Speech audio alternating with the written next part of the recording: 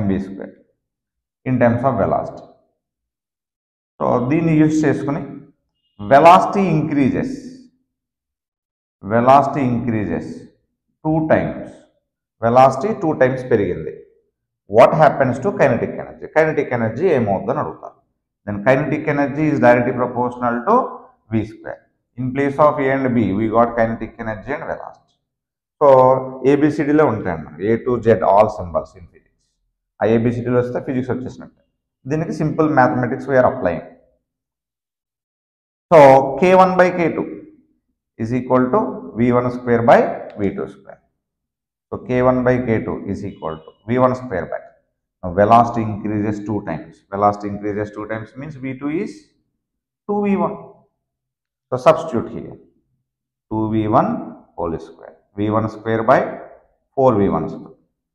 So now K1 by K2 is equal to 1 by 4. K2 is 4K1.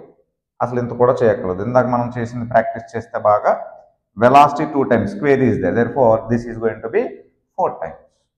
అదే ఇక్కడ cube ఉందనుకోండి 2 cube 8 times. అదే ఇక్కడ 4 ఉందనుకోండి 2 power 4 16 times. Isn't it? So like this you can practice. You have to practice by changing numbers. నేను ఇక్కడ v increase 2 times చెప్పాను. మీరు ఇంటి దగ్గర కూర్చొని 3 times 4 times 5 times అయితే కైనెటిక్ ఎనర్జీ ఏమవుతుంది, దాన్ని ప్రాక్టీస్ అంటారు.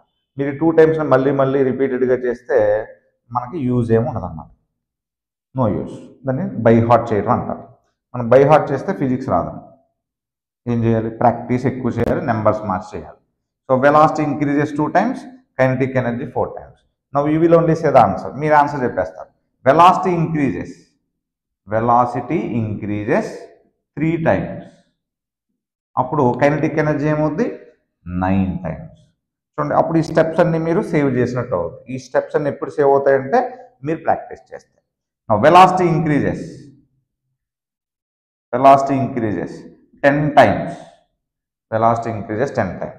Then kinetic energy 10 square, that is nothing but 100. అప్పుడు ఈ స్టెప్స్ అన్ని సేవ్ అవుతాయి. Shortcut in the sense you have to cut all these steps by practising. ఎక్కువసేపు ప్రాక్టీస్ చేస్తే ఈ స్టెప్స్ అన్ని మీరు ఎలిమినేట్ చేసి డైరెక్ట్గా ఆన్సర్ చెప్తారు.